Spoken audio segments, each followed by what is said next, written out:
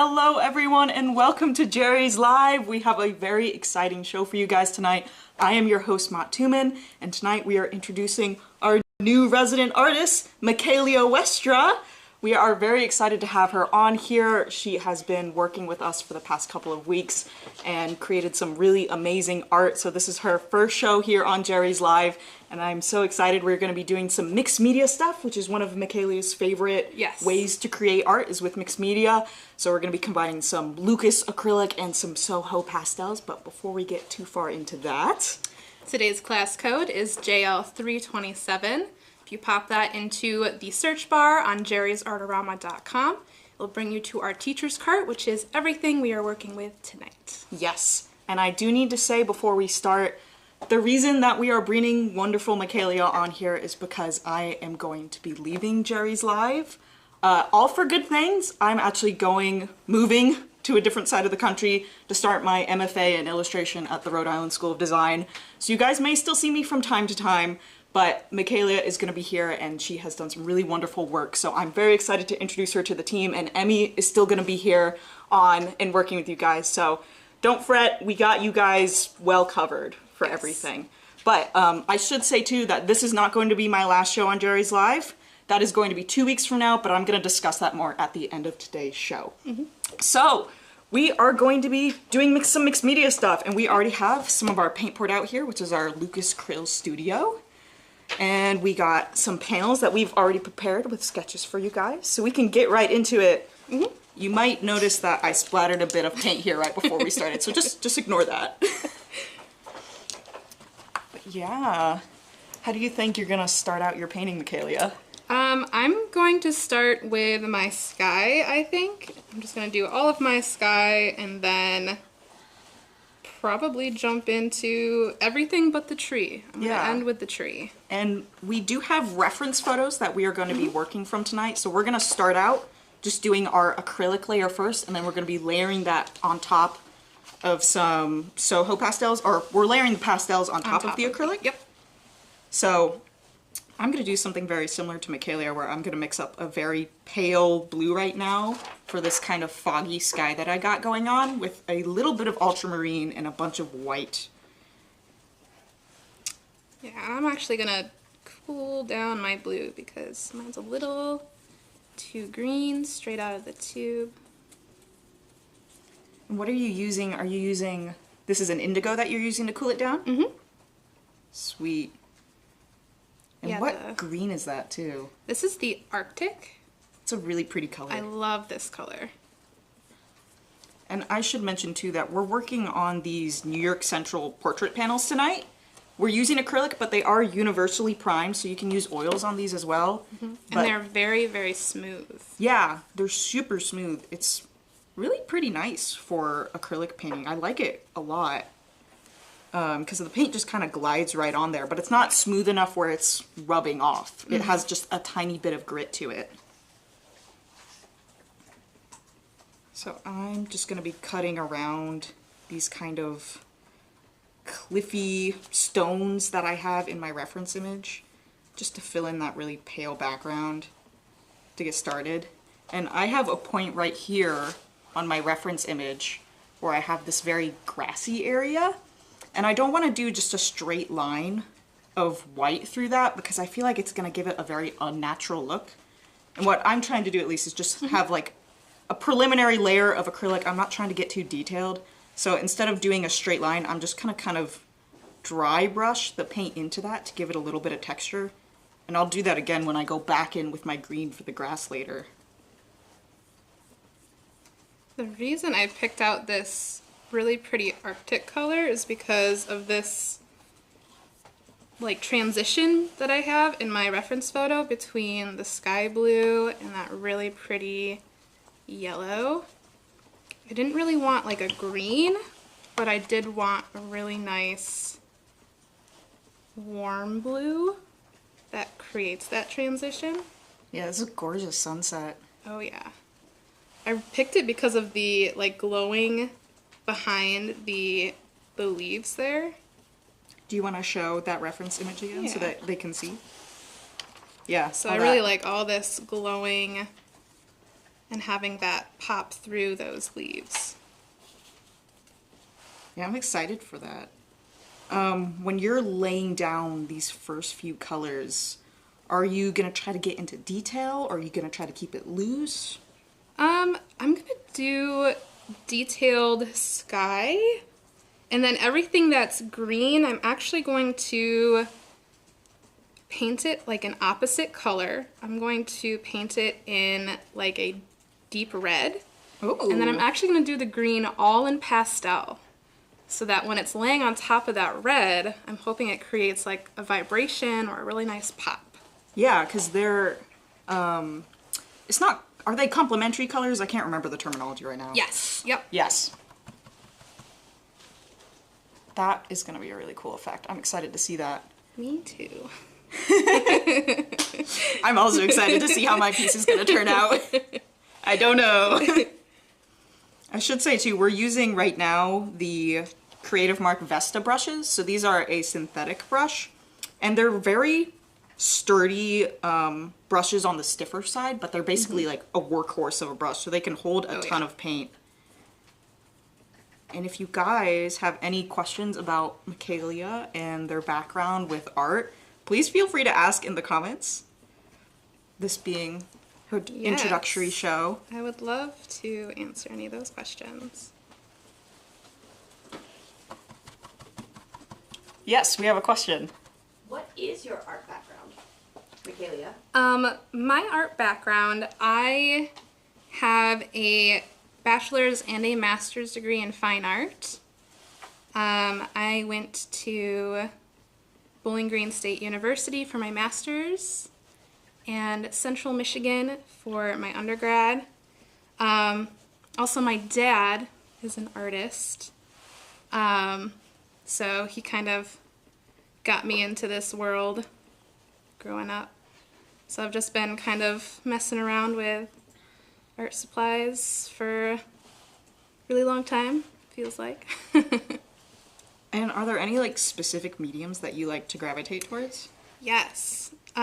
So lately I've been working a lot with acrylic, but my preferred medium is encaustic painting.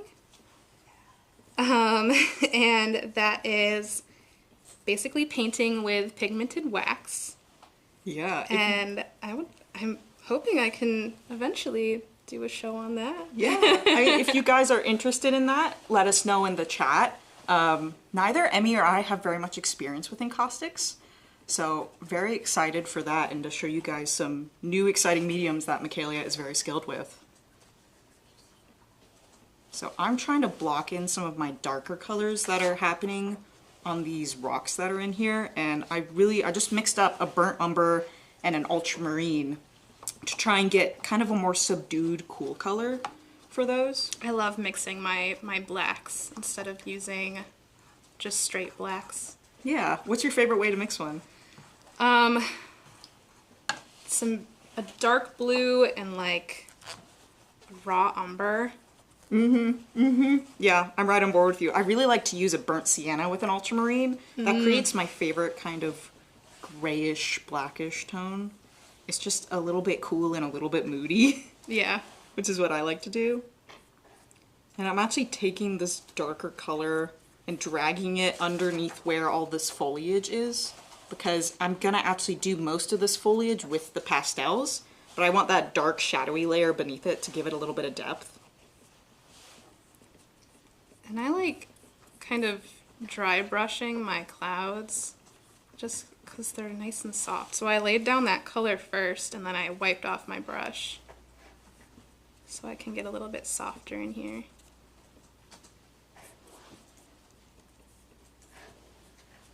Yeah, I'm doing almost like impressionistic for this, just because I feel like I can get into the details a little bit more with the pastels. Yeah. So I'm just kind of swiping down colors pretty fast.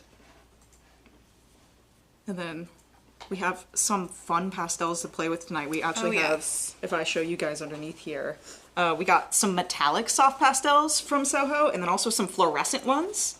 Yes. And then we have also a really big box under here of just all different kinds of colors, of a 48 set of sketch squares, which are another kind of soft pastel. So that's what we're going to be playing with tonight. Has anyone combined these two mediums together already? I'm curious. Let us know in the chat if that is something that you've kind of played around with before and what your thoughts were. Yeah, I know we had a lot of people last week excited for Emmy's show on oil pastels. We had a new oil pastel that came in and she was showing off that. But tonight we're going to be actually working with soft pastels, which are a bit different. Yes. Do you prefer soft pastels or... I feel like I know your answer, but I'm curious if there's... Over oil pastels? Yes. Yeah, absolutely. I do. It's a personal preference. Entirely, that's what it is, that I don't like the feel of oil pastels, especially since they're not like traditional oil paint where they'll dry over time.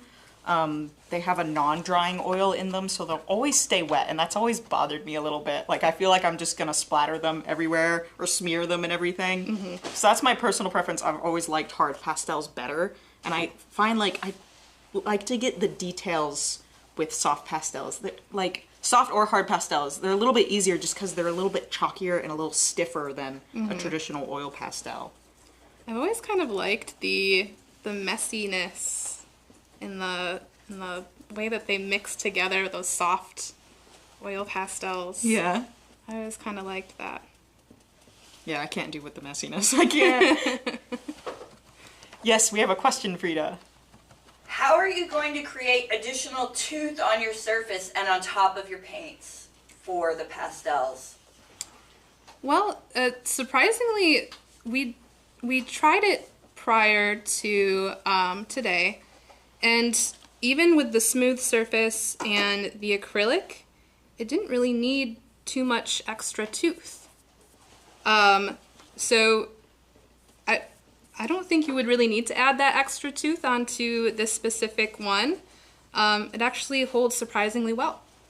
Yeah, I think that acrylic too, with the brush strokes and everything that we're working on top of, almost provides a little bit of tooth and a little bit of texture. But again, this panel, while it's really, really smooth, it still has just a little bit of that grittiness to it.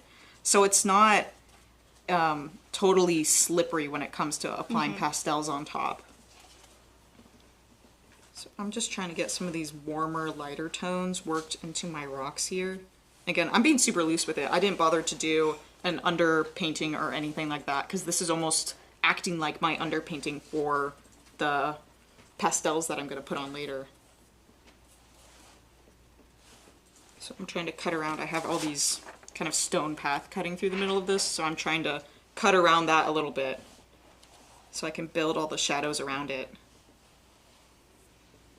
And I was like adding in the sky peeking through my trees through my leaves, after I have the tree there. But I'm also kind of planning out where those colors are and where a majority of those little spots are going to peek through.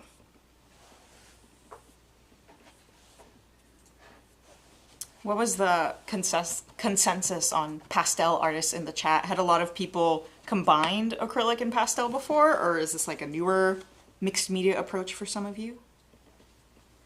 A couple. A couple? Mm-hmm. Okay. Well, hopefully we do it justice for you. I do have a question. If you wanted more texture for the pastels, like than what is there anything you could add? I'm curious if you spray fix it, if that would give it more of a tooth, but probably not. Yeah. If you want something that has a little bit more tooth, you might just want to start out with a surface that has a little bit more tooth. A lot of our Da Vinci panels that we sell come in a variety of different surfaces that you can use, and some of them are especially gritty when it comes to this, so it's going to give a little bit of that grit with your acrylic. You can also, if you're doing an underpainting like this with acrylic and then you're going to layer pastels on top and you don't care as much about what the base of your acrylic looks like, you can be super almost jabby with it, spotty with it, and have almost a rough layer of acrylic underneath. Because I'm being very smooth right now because I don't like a whole lot of brush strokes in my work. But If you're just using acrylic on top of one of these to kind of provide that tooth, you can totally do that. Let's see, I have to start building in some of these stepstones that I have. And this color that I mixed might be a bit too light. I kind of want whatever the mid-tone in this is, because I'm gonna add more of the shadows and highlights later with the pastels. So I gotta make sure this is a little bit darker, because I'm just using this, I believe it is a yellow ochre mixed with a white. So maybe I'll even add a little bit of my raw umber into there to try and like cool it down, but also darken it just a little bit. I don't know if you guys saw me earlier when I was mixing this color. I like to mix it so it's on my brush and then holding it up to my reference photo just to see how close that color gets. Yeah, and I think it'd be important to mention too right now, I've just been using this one filbert brush, and it's a fairly large brush because I'm trying to keep things pretty loose when I'm working on this. But we did include a set of these brushes in the teacher's cart, so there's a whole variety for you guys to use and check out if you're interested. I just like this filbert brush because I feel like it gives a little bit of that swoopy impressionistic feel because of the rounded edge on it. I should hold it where you guys can actually see that, like a makeup artist. It's not a bad foundation color, honestly. A little too pale for me, but...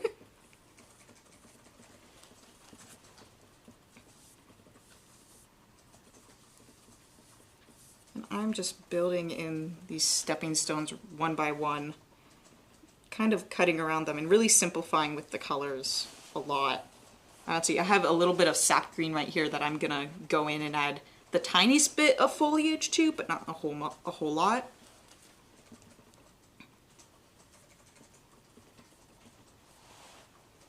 Just trying to make sure that my painting's loose right now. I'm not getting too bogged down in the details.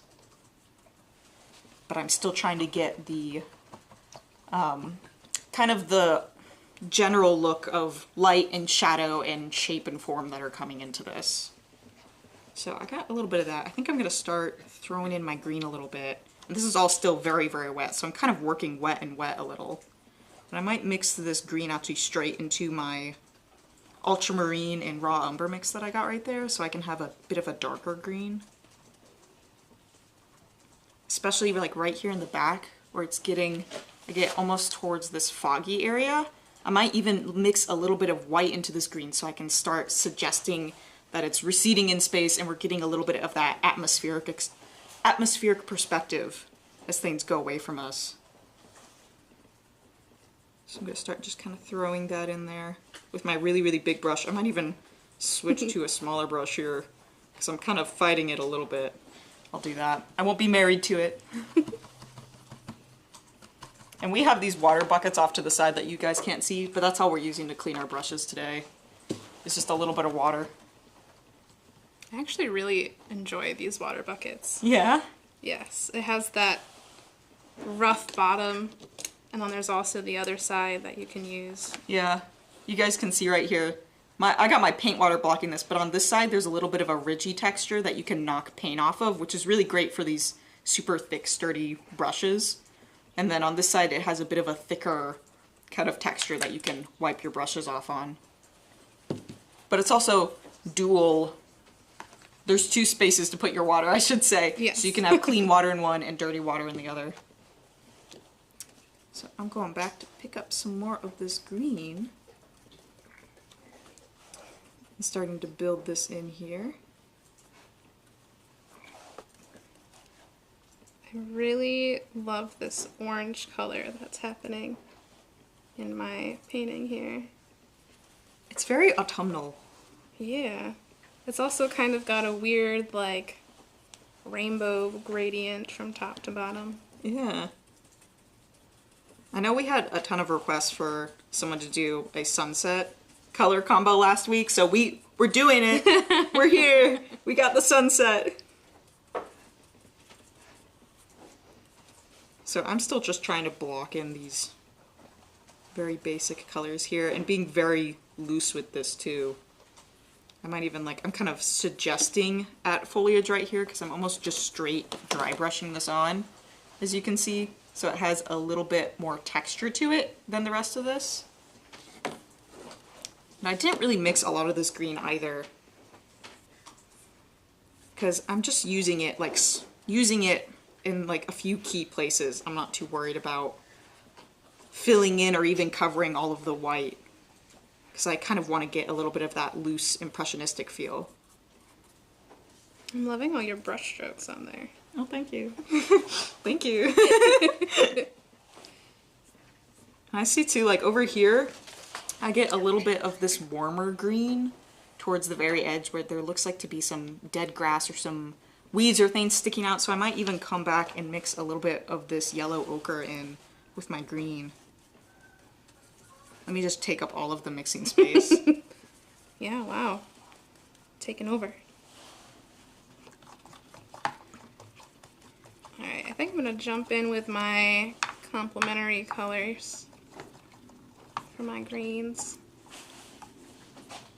I didn't want to fill up the entire thing quite yet, just because it's a lot of detail down at the bottom. I'm going to jump in with one of these smaller brushes. Yeah. Friends, is there a reason that you did not outline your images before you started painting? Outline? What does that mean? Do you mean sketch them out? I feel like maybe darker lines.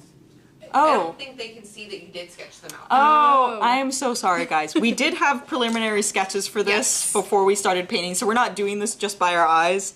Yeah, and we can even hold You up. can Yeah, kinda see what that? it was, yeah. Yeah. So I actually use the Cezanne non-photo blue pencil just so that it didn't pick up any of that graphite with a pencil. And it's also super light. It was going to blend in with my sky color. Yeah. Did you use? I had actually used a graphite pencil, but part of the reason why you couldn't see my sketch when we started out is that I had done it very lightly so that the acrylic wouldn't pick up that graphite, because that graphite can very quickly muddy your colors. And if you do go in with graphite prior to doing a painting like this, you might want to spray it with some fixative just so your acrylic's not picking it up and getting kind of dirty as it goes.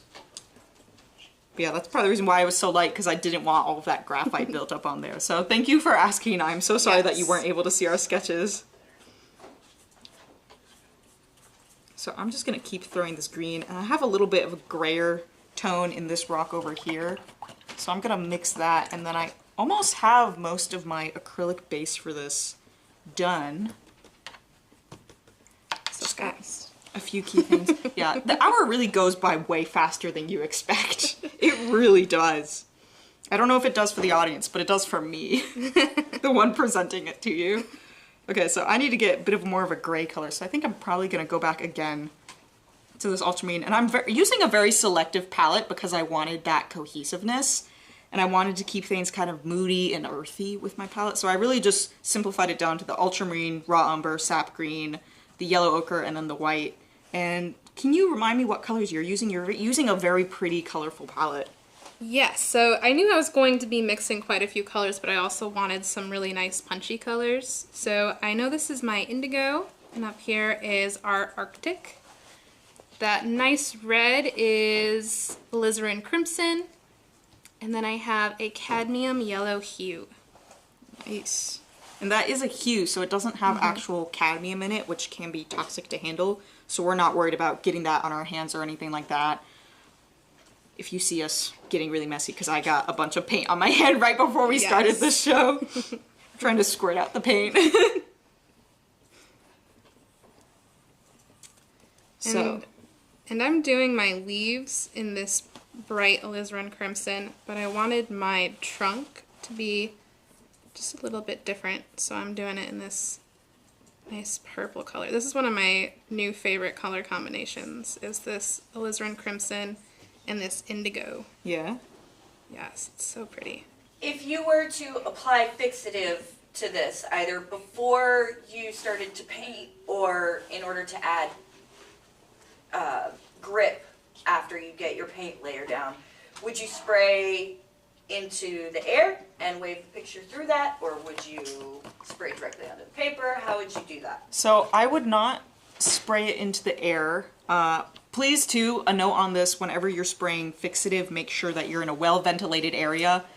Ideally, the instructions, you should follow them pretty true to the bottle. Whatever is on the bottle is going to be very accurate for what you need to do. So typically they say to hold the can, I think 10 to 15 inches away from your painting and just spray in a sweeping motion so that it covers your whole area. And you can even layer it 2 or 3 times to get a good amount on there so you know it's fixed well. But spraying it in the air and like kind of dragging it through it like maybe you would do with perfume can spray a lot of those fumes around, and it's not always going to get the most fixative on your canvas. It might disperse before it can, so it might not work as well. Especially if you're going for more of a textured coating, you don't want to kind of float it through the air just because you won't get as much gripping to that surface. Yeah, and you'd probably want to layer it on a few times if you're looking for that grip. So I gotta build in a little more of this dark green in my shadows over here. You can see I'm being very, very loose with this. I accidentally splattered water right here, but that's okay because most of my paint is still wet, so I'm almost just working the wet back in. A note on that though, if you do splatter your canvas with water like I just did, you can just try to dab it up, because if you mix it in and it's a lot of water that you splattered on, it can kind of break down your acrylic a little bit too much. When you add too much water into acrylic, it can start to break apart the binder and it can get kind of grainy looking, which is not ideal. So if you splatter it like that, if you think it's too much, don't be afraid to take your cloth and just kind of dab into it and then repaint the area.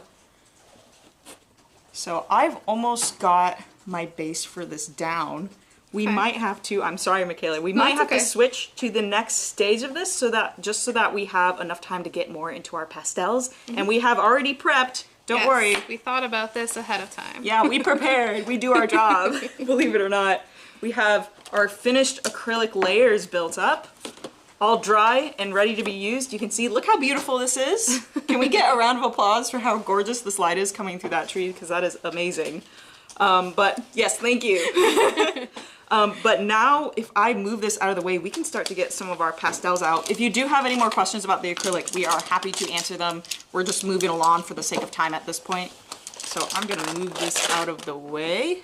And if you would like to grab some of the pastels underneath there. I have it stuck a little bit on one side. I'm trying not to get my hand covered in paint again, so excuse me while I take my time with this. And this is just a large disposable palette that we're using, just so that we don't have to worry about cleaning something up when we're rushing to show you guys everything that we need to. So this is actually our Soho gray tone disposable paper palette that we were using in the middle there. But I'm gonna place that in underneath. Then we can show you all of our cool pastels. Yes. Check that out. And for this, I'm actually going to be putting on gloves. I know I got paint all over my hands right before this, so you're probably like, why are you bothering to put on gloves? And it's just because when you're working with soft pastels like this, one, it can get very muddy very quickly. If you get a lot of them on your hands, you can start to muddy the pastels a bit.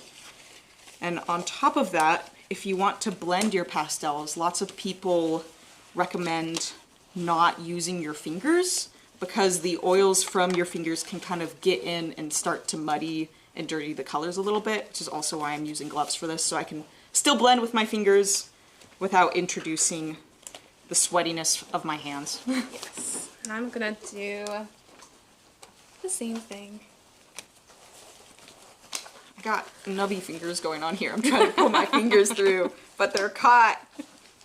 Just give me a second, guys. Just give me a second. So, if there are any colors that you guys would like to see from all of our wonderful pastels here, please let us know. Again, we have these two sets of the soft pastels. These are the Soho soft pastels, and our metallic set and our fluorescent set. As a reminder, this is dye-based, so they are not light fast, but they are absolutely gorgeous colors, so we're excited to use them. And then these are the Soho sketch squares, so they are also a different type of soft pastel. They're just larger and a bit more of a square shape, so you can use that edge to get really fine details. But we can jump right into this. Yeah. And I'm going to start getting into more fine details like these grass up here. I might grab this nice green color. I can go for the darker green. I'm trying to get it out. There we go. And I'm going to jump into overlaying that nice bright red. And you can see too already how well these layer on the surface with just that little bit of tooth that's underneath. I'm not having any issues with it kind of being too slippery for the pastels. There's just enough tooth where it's going to pick up a bit of that pigment. So I'm kind of using just the corner of this to start layering in a bit of that foliage, especially back here where that foliage is really getting hit in the sun a bit. I'm going to start just doing kind of an impressionistic bit of line art to start suggesting out that grass. Michaela, do you remember what color you used, what colors you used on the leaves of your tree, perhaps? Of the Yeah. acrylic colors? So this is most likely all alizarin crimson. There are probably some purpley areas in here where I added that indigo, and those would be the only two colors that I used in this. Thank you. Yeah. You can see, you should hold that up too. The way that this green is laying over top of it, It's so pretty. it's gorgeous, and it's creating a bit of, it's like realistic, but it's the colors are still popping in a really interesting way because of those complementary colors. Yes, Frida. I personally would love to see that metallic purple somewhere. Ooh. I Yeah. need all of those metallics to be I mean, somewhere. I'm going to try and do use love all some three. metallics. I'm going to use some metallic, some fluorescent, and some of these guys. And I'm probably gonna stick to mostly these, but I am gonna dabble a little bit in the metallics for that shiny areas on the rocks. But You're I'm right gonna though, start that out. purple is so pretty. It's kind of got like that shift of, I don't know if you can see that. And we can even swatch that out. I believe the top of this is dry. If we want to sketch see right that? on. Is it focusing? Focus. Focus. There we There go. we go. Yeah, that's a gorgeous color. Here, swatch that out just on top of this really light blue that I have. I'm doing this left-handed. Yes. This is the challenge, okay? Little did you know I was going to make you do everything left-handed. And I'm just going to blend this in a little bit. You can see, too, these blend really smoothly, since this is a very smooth texture. But that's the beginnings of that metallic-y purple color on top of this very pale blue. So yeah, I gotta keep building in all this foliage. And I'm gonna try to be conscious of, like, the direction that I'm pulling this foliage in to try and make it seem very wavy and flowy as I'm going. I'm trying not to do like solid areas of color because I kind of want some of that red to peek through and mix with that green optically so that it kind of looks more of a naturalistic green. And I might even, I'm using this very light, almost like olivey, limey green right now. I but love that color. It's a good color. I might even grab a darker green like this one so I can start getting a little bit of that shadowy effect that's happening where it's like not all of my grass is in light, so it's not all going to be that super vibrant green color. I'm going to have some of it in shadow and even some parts of like individual blades of grass. Like I might come in to these areas where I had sort of groupings of grass and start to building a darker color right in the center so it kind of looks like in the center they're darker and in shadow, and then as they come out they're hitting the light.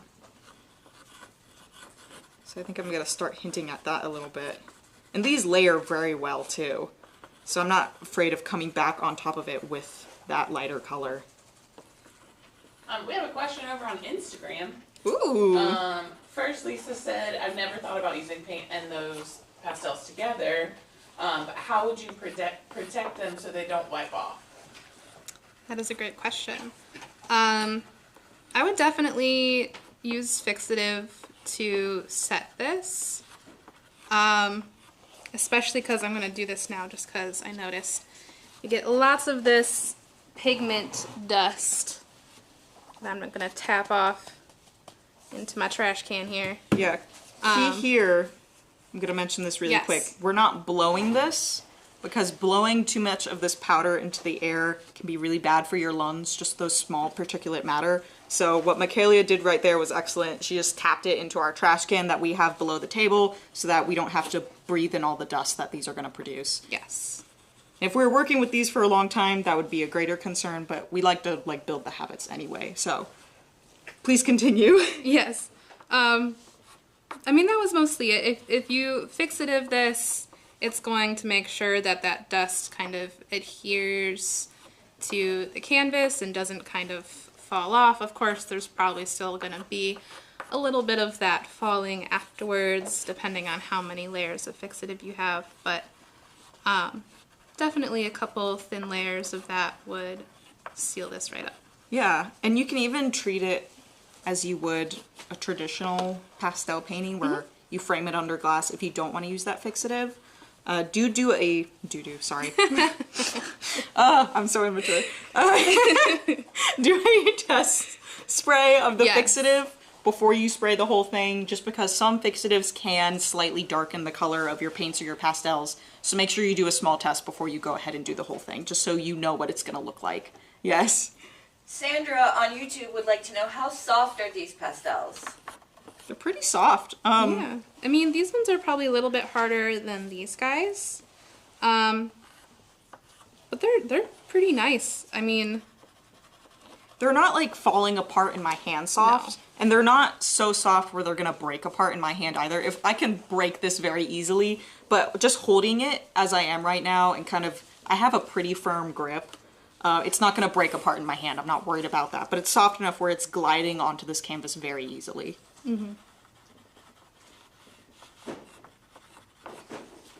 Okay, I'm getting a little bit of that foliage, but I might grab almost this kind of yellow ochre-y color over here, similar to what I was using to try and get some of these warmer green areas, just trying to like introduce that color in, where I know that this grass isn't necessarily this bright yellow color, but if I start layering all of these colors on top of one another, it's gonna give a more realistic effect, because I see just a little bit of that warmer brown color hidden in these greens. Another question? Yeah, Libby on YouTube comments that she always breaks her glass. Could you fix the piece and then wax it if you don't want it under glass? She breaks the glass? Oh my gosh, I'm so sorry. That's dangerous. So I don't recommend that you use a wax after fixative, mainly because a fixative, it is strong, it will keep your stuff from smearing, but when you're using something as thick as a wax, it can still smear things, even with that fixative on top. So I wouldn't recommend a wax necessarily, but these are soft pastels, they are not oil-based. You can try using a spray varnish. Again, do a test beforehand, just so that you know it's not gonna ruin your painting if it ends up darkening any colors, depending on what spray varnish you're using. But you should be able to spray them down similar to that, similar how you would to if you want to varnish a watercolor painting where you use a spray varnish, but things might still move around a bit. So again, do a little test swatch beforehand if you want to go that route. There are other options too besides glass for framing. There are a lot of people that use like thick plastics, plexiglass and stuff like that. If you're worried about glass breaking, that might be a better route for you, just because it's a little bit more durable and you don't have to worry about the shards. Especially like the varnishing route is a little bit risky because it can still move even with the fixative, so maybe give that a try. And again, I'm just trying to bring in this warmer color into a bit of these lighter areas, and I might even start coming in here and using my glove to just kind of smear these a little bit so I get a little bit more of a blended effect, and then I'd go on top of that with even more pastels to get those details built back in. And I'm actually going to avoid blending just because I really like that texture, and where those tiny little spots where that texture of the panel is kind of allows that red to pop through. And it's kind of messing with my eyes a little bit the more I look at it. Yeah, that vibration of color, I hope it's showing up well on the camera, because they're very dark colors, but they look super vibrant in person, and it really is that push and pull between that green and that alizarin crimson that's kind of messing with our eyes a little bit. So I think I'm gonna do this very light yellow color to start building in a bit of the highlights on my stones. And again, I'm getting a lot of dust here, so when I do that, I'm just gonna tap it into our trash can as opposed to blowing on it. And I'm gonna try and get some of those textural effects into my stones here, since they are very textural. Is that like moss growing on your stones, that white stuff? It might be, yeah. It might be like a lichen, actually. Okay. A little bit of lichen that's growing over here. I think I might build that in with this green metallic, actually. Ooh. That could be fun. I'm gonna do that right now because I'm thinking about it. Oh yeah, yeah. It's very creamy. These are a little bit creamier as opposed to the sketch squares that we have, which give a little bit more of that textural effect. But I'm just gonna start suggesting a little bit of this lichen that's growing in there on a few of these rocks, and I should get up here too. There's a little bit of this cool light from the sky reflecting on the top of my stone right there. So I think this shiny metallic is gonna play really well into that if I start using it. And I might even come back in with the super light silver metallic right there once I get some of this greener color down. Alright, I'm excited to use these fluorescent greens. You have a very vibrant color palette I too. know. That's what I love. I like the muted, cool tones, you know? I'm a sucker for that kind of stuff.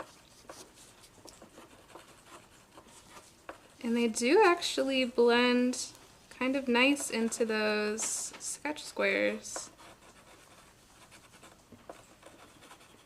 Yeah, actually, these metallic ones blend so nicely. I don't know if you guys saw what just happened there a second ago, but I put the littlest bit of this down and dragged my finger through it, and I got that whole highlight on the edge of the rock there just from that one streak. Like, it was very smooth.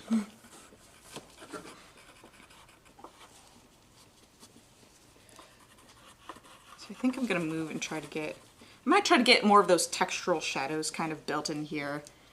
And if you need any of these colors, feel free to take them. I'm kind of leaving them out so I remember what I used. But feel free to steal from me. So I think I'm going to try to get some of these shadowy areas on these stepping stones right here. But this is a very dark brown that I'm using. It's not quite black because our blacks are up here towards the top. But it's a very, very dark brown.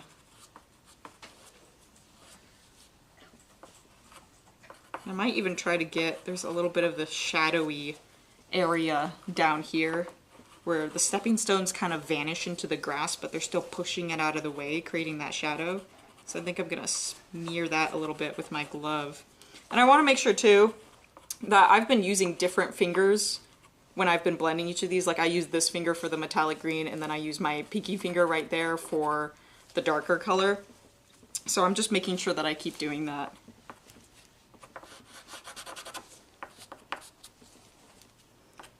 So kind of building in these textural areas around the edge of this.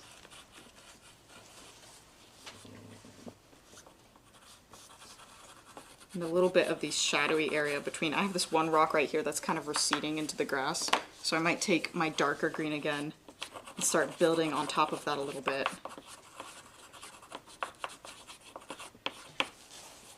I'm trying to get a little bit of that. I might steal the green that you were using earlier.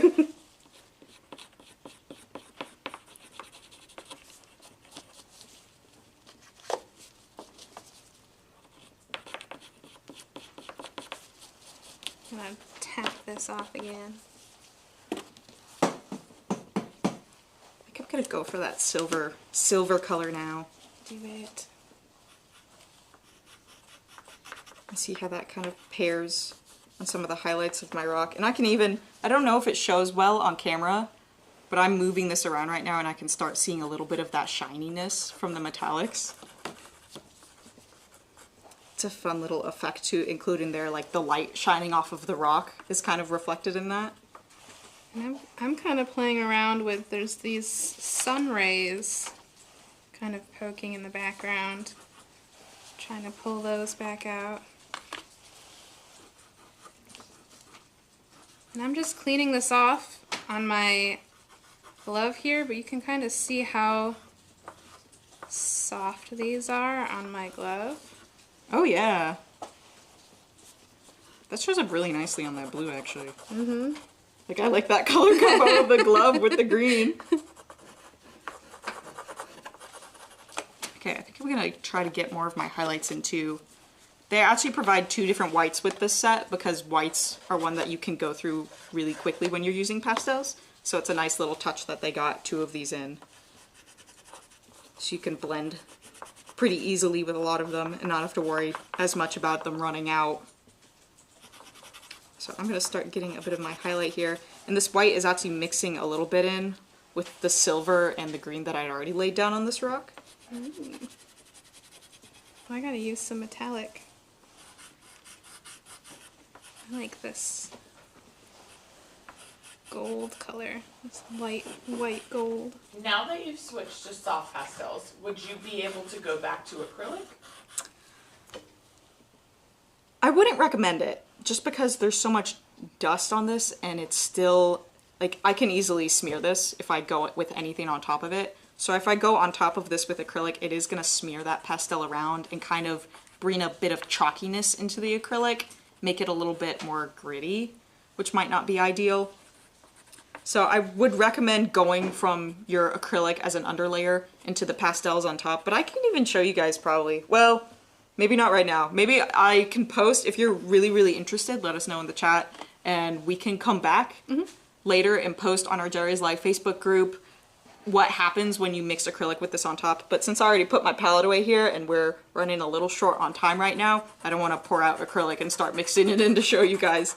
But if you are super interested, let me know, because we can show you guys what happens when you do that after the show. And one of our viewers noted that you guys are tending to use the sharp corner. Is there a way to get more sharp corners after you've used them? I mean, if you break them, Yeah, you can have another sharp corner. you can shave them down. Yes. So you can use something like an X-Acto blade to actually shave off one of the edges. But again, do that in a well-ventilated area or with something like a respirator on, because that will kick up a lot of dust into the air. You know, it's not something that you want to do around pets or children that can't protect themselves from all of the dust and debris. But you can use like an X-Acto knife to kind of trim down the edge so that you get a sharper tip on it again. And you can even too, if you do that and you want to save the dust particles from shaving that off, you can put it in a little jar and then you can use it for blending or covering large areas later if you don't want to waste a lot of pastel. Yes, I know quite a few people like to hold on to their dust and their shavings to use for later. You can see too, I accidentally used my pinky finger that I had used earlier to blend a bit of this dark brown color, so my sky got a little bit muddy there because I wasn't paying enough attention. But that's also the nice thing about wearing gloves, is that I can switch these out if these get too dirty, and I don't have to worry about going and washing my hands and everything. I'm gonna blend this a little bit.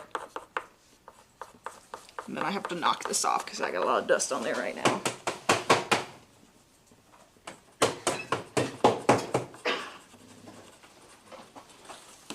Okay.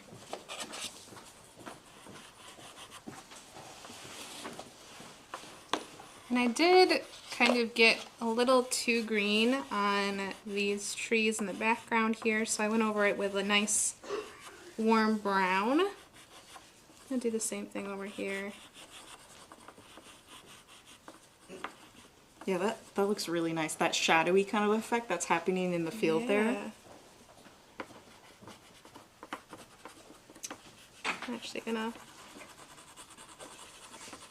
What else would you use to blend other than your glove? Lots of stuff. People use all kinds of things to blend these. So you can use, we have rags up here that you can use. Blending stumps. Blending stumps like you would traditionally use for things like charcoal or graphite, you can definitely use for this. It's really anything that's going to smear the pastel around works.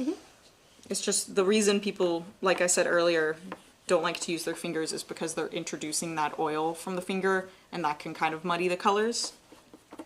But whatever works, works. I'm gonna try to get some of these little tiny stones that are over here on the side with a bit of this white, because they're just peeking through. And I might even come back to my more yellow ochre color to get some of those little tiny stones in. I'm working on kind kind of toning down all of my bright colors. As much as I love these bright colors, I'm really excited about how they tone down with these pastels. And how are you toning them down? I'm mostly using complementary colors. Right now I'm just using like a brown because I want to keep it really dark, and some of these colors get really saturated. But mostly just using complementary colors to create an optical blend. Am I Using stealing that the one dark that you're green? using right now? I'll give it to you. I'll switch. It's okay. That's what happens when we share. Okay, I'm trying to come back in because I had blended these grassy areas earlier, and I'm trying to come back in with the corner of my pastel and build in some of these details again. And let us know in the chat too, what are your guys' favorite mixed media combinations? Ooh, yeah. So there's so many different things you can do to combine and What I are guess some combine. of yours? Do you have some favorites? Yeah, recently I've actually been playing with mixing graphite with watercolor, which, as you noted earlier when we first started the show, not when we first started the show, but someone noted earlier that they couldn't see our sketches really because I had done mine in graphite and I'd kept it really light, mainly so that the graphite doesn't mix in and muddy my acrylic. But for the watercolors, the way I've been trying to combine them is actually doing a graphite sketch, a full graphite drawing underneath, and then spraying it with a lot of different layers of fixative, and then using watercolor on top of that to get a very textural look so that the watercolor doesn't muddy and mix with that graphite. So that's something, if you want, I mentioned this earlier, but if you want to do a graphite sketch that's really thick and detailed, you can spray it with a fixative, do like 2 or 3 layers, and you should be good, depending on what fixative you get, for your paint to not smear it at all. Sounds really cool. Yeah, so I've been playing around with that a little bit, and then I also like to use, of course, more traditional mixed media things like ink pens. You know, we have those accurate fine liners that a lot of people like to use to combine with watercolor. So that's a nice go-to that I do. So let me see, I think I want to get a dark, maybe a dark blue, or I might just go back to this dark brown to get these shadows inside of this rock so it's a little bit more textural. Ooh, I should have stolen this green from you earlier. It's a good green. It is a good green. It's a lot warmer than the other ones. Mm-hmm.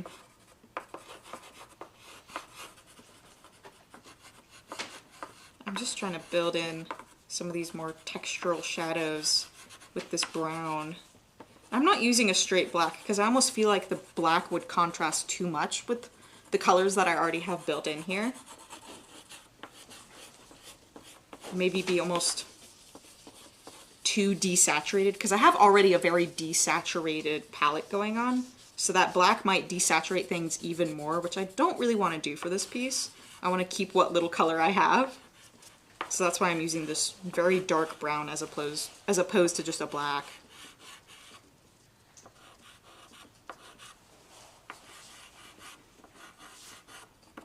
You can see we're getting close to the end here, so we're like... I know. I think I gotta cover all my spots. Emmy calls it panic painting at the very end.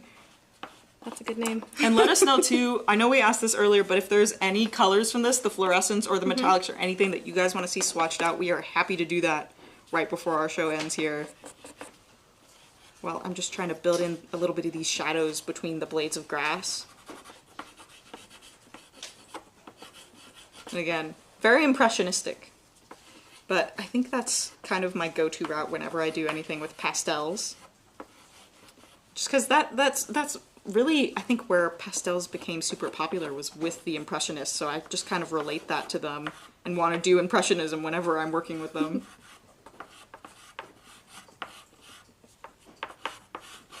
Guys, get a little bit of the ASMR from the pastels. Or maybe you guys hate the sound of pastels, I don't know. I feel like it could also be really grating. It could go either way. It could be relaxing or it could be... I feel like it is very close to like chalk on a chalkboard. Which is like a horrible sound to contrast with this. I might try to get a little bit of a, this is a really pretty blue color right here. Just to bring a little bit more color into this background. Yes.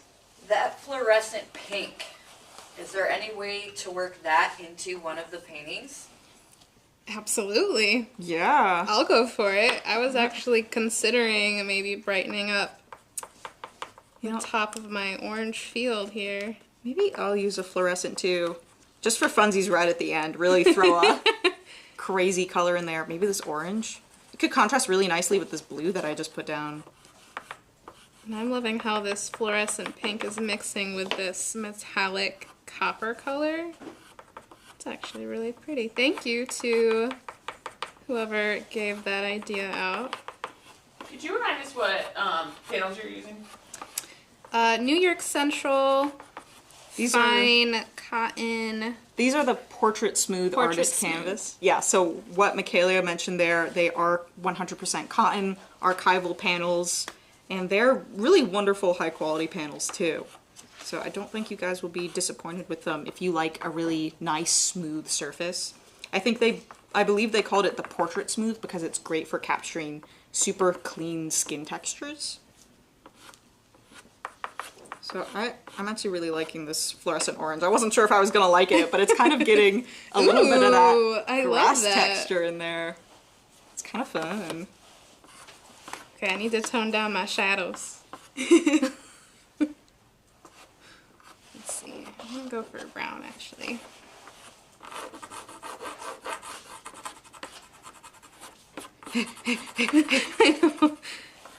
These fun little details. Actually, I got a lot farther on this than I thought I would. Maybe Did you not think you were gonna finish? No, like I knew I'd get there, but it's like it's coming along. Because I had done for you guys for the thumbnail image, I had actually done a piece used for the thumbnail of the same thing. But you can actually see I got farther with this than I did with this one for the thumbnail, which I was not expecting. So that's why I'm pleasantly surprised. It's the pop of neon. It's the what? It's the pop of neon. Yeah, honestly, that neon kind of pulls it together. All of the like super dull, subdued colors, that neon really, it does something that I love. Gonna blend a little bit of this blue. See, I might even introduce a bit more of this blue color into the grass so it can contrast with that neon. Ooh, not a bad idea. Mm-hmm. We are coming towards the end of our show right now. Yep. How are you feeling, Michaela? I'm feeling okay. I got a lot of leaves left, but that's okay. You're doing wonderfully. It looks gorgeous. Yes, everyone, please give a round of applause to Michaela for her first show here on Jerry's Live. I believe she has created a really beautiful piece. In fact, if you want to hold this up for the camera, it is unfortunately not finished, but it is coming along wonderfully for our only hour-long show here. So we are very excited for everything that Michaela is going to do here for you guys on Jerry's Live. As much as I am going to miss being on here and everything, I'm sorry, yes, everyone's giving me grumpy faces right now because I am leaving, but we're all on good terms here and you guys might see me again in the future. Yeah, Amanda's giving me sass in the back there. Yes, love you guys. But a few notes on that. If you guys have been keeping up with our Science of Art YouTube series that is going on, please check that out. If you haven't, I talk about all the different kinds of scientific principles happening behind different art techniques or mediums. That will be ongoing even after I have left Jerry's Live because we have a stockpile of those to go through. So those are going to be continuing for a little while. So don't fret if you really like that series and you're like, it just started. It's going to continue a little bit after I've left. But next week, this is not my last show. Next week is not my last show either. Next week is going to be a vendor show with Crescent Creative. Emmy is going to be hosting that one, and they have a lot of different exciting surfaces for you guys to check out. So please check us out for that. And then the week after that is going to be my last show here on Jerry's Live, and we have a fun, exciting surprise plan for you guys. But again, everyone, please welcome Michaela to the show tonight. And before we leave, Michaela, Yes, if you were following along and you want to show your progress photos or you just want to check out what we've been doing, check out our Facebook group. If you go in there and you put in that one security question, we will let you in and you can see everything. Yes. If you don't, we will deem you a robot, and we don't Yes. let robots in. No. So we cannot do that. But again, thank you guys so much for coming, and bye.